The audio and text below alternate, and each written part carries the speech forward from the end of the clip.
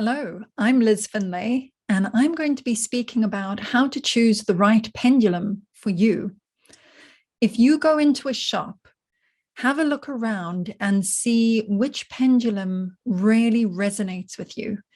It might be calling to you, trying to catch your eye.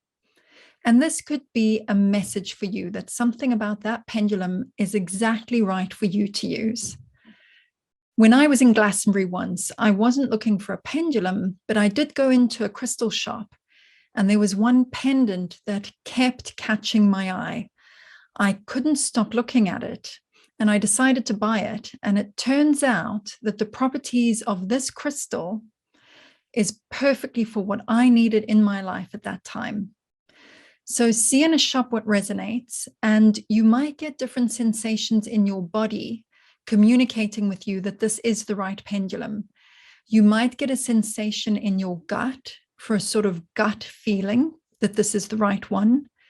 You might also get a sensation in your heart space, a sort of heart knowing that this is the right pendulum for you. Or you might also get a sensation on your forehead for your third eye telling you that this is the right pendulum. I sometimes get a tingling on my forehead. And so take note of that, and that would be the pendulum that you go for.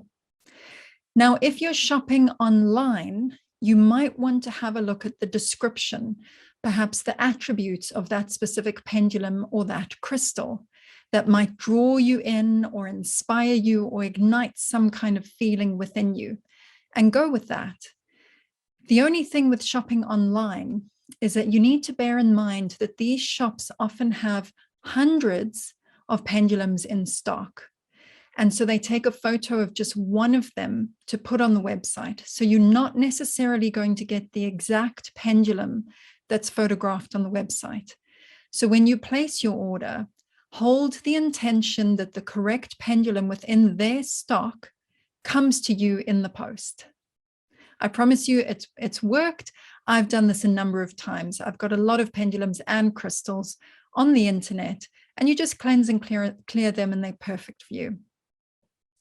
So the other thing that I'll say is that you don't need a formal pendulum, especially if you're starting out and you just want to test things out.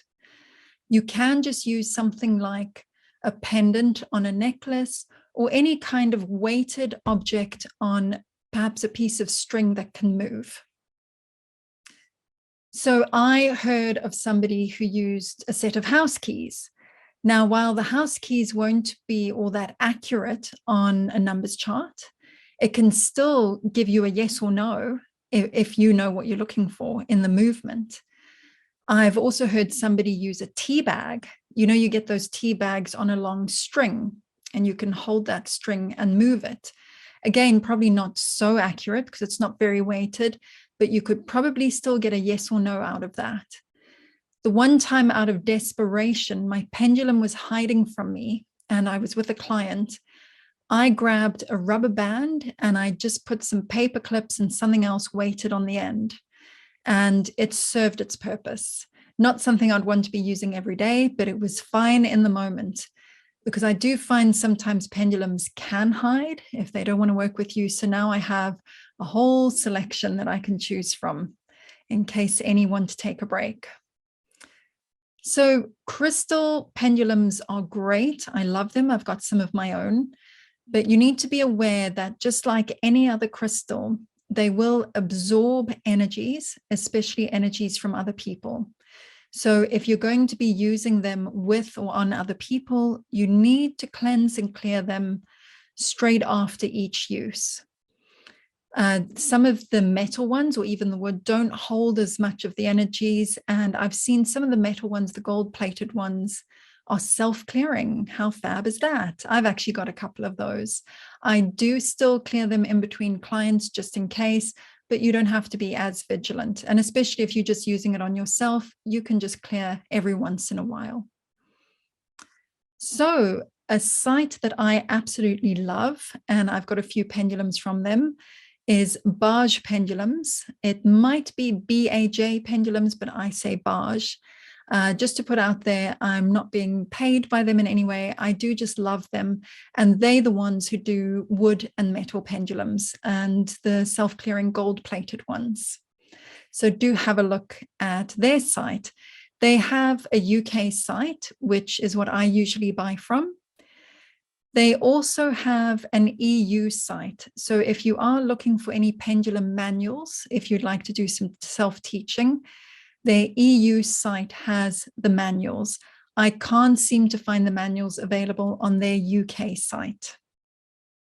So I will just show you now what my first introduction was to an object hanging that I didn't actually move myself. So this was probably my first crystal as a teenager, and it came on the string. It's a lot shorter now. I think it's frayed a bit.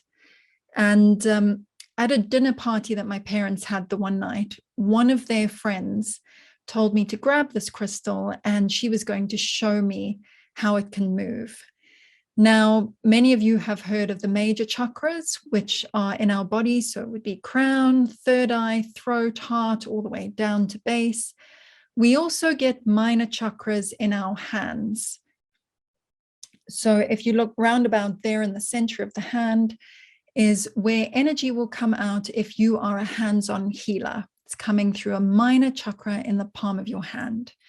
So what this family friend got me to do was to hold this crystal above the palm of my hand, and it started to move with the energy coming out of my minor chakra in my hand. And so that was a very interesting way to get introduced to this kind of energy movement, an object moving without me making it move. So while that's not a pendulum, it can be used as a pendulum. Then my first actual pendulum is this lovely clear quartz one here. It's actually very cheap. You can pick them up for not a lot of money on the internet. And that's a great one to start with, fairly plain, and it comes into a point there, which is always very helpful if you're using charts. Then my second pendulum is this lovely one here. Now, this is a clear quartz Merkaba in the sphere, and then it's got a clear quartz point. Again, great for chart use. It will give you a more accurate answer. Now, this lovely one sometimes does not want to work with me. This can happen. They sometimes need a bit of a break. And so this Merkaba falls out of the sphere when it doesn't want to work with me. And then when it does, I somehow manage to get it back inside without too much trouble. So that's another one there. Now, my favorite one for the time being is this lovely gold-plated one from Barge Pendulums. This is their micro one, and it's very lovely and light. It's usually in my handbag, although I got a hand injury to my right hand, and so I took it out of the handbag and was using it a lot on clients to do charts and clearings, because I wouldn't have been able to manage an hour and a half swinging any of their heavier ones. So if I show you these two, these are also from their websites and a lot more weighted. Now, weighted can give you a lovely, accurate answer, but not great for hand injuries. So my partner bought one like this from Barge Pendulums, but it's actually in the form of a necklace. So this loops all the way round. It's a much longer string, and it forms a necklace like that he can put over his neck and wear it. So essentially he's got a pendulum wherever he goes. Whereas for me, I think I prefer my little micro one. Then there's one other one that I'll show you just because it's so beautiful and it was a Christmas gift to me. So this is a rose quartz pendulum, very delicate and dainty and small enough that I could probably put this in my handbag now that I've taken my micro one out. So I'll just quickly show you what to do when you don't have a pendulum and you need to use something that is not a traditional pendulum. So I've got this lovely pendant on a necklace here. I'm just going to do that up, otherwise it might fall off. And this one I can essentially hold and swing like that. Now, much to my surprise, I thought when I was going to swing it, it would move forward and back like that. But it turns to the side, and that is a fairly accurate answer if I want to use a chart. So that was quite useful. And again, something that I can wear and take with me. And whenever I need a pendulum, that's round my neck. That loop round isn't quite as accurate as a regular pendulum because it's got this double bit here. So I can't do it with that pendant, but with this lovely 7-pointed elven or fairy star that I've got, this bit over here won't fall off the clasp. And so what I can do is bring it all the way to there, and it stays put. So I can take this long chain and wrap it round until it reaches a point that's comfortable. And then that does a lovely swing. If I just also tuck that in, that does a lovely swing as a makeshift pendulum. Now let's look at how you hold a pendulum. So if I take my lovely micro one here, this string is way too long. I mean, you can't possibly try and hold it like this. It takes too long and it's not very accurate. So it's better to shorten the string, and you can do that by wrapping it around fingers. So I generally wrap around these middle ones, and then I hold between my thumb and forefinger. And that shortens it. And then I can get a lovely yes or no, or ask a chart like that. Now, I was asked on my pendulum webinar if it matters which fingers you hold it between. Somebody wanted to hold it between the middle finger and thumb, and you do whatever is comfortable for you, so long as it's not hooking on any other fingers to hinder accuracy or to get caught up. So you could even wrap it around the front ones like that, or anyway, I like to do the middle ones to try keep it out of the way as possible. And there we go. Now, to get a pendulum moving, I do see a lot of people, they wait and wait, and they're so patient and they wait.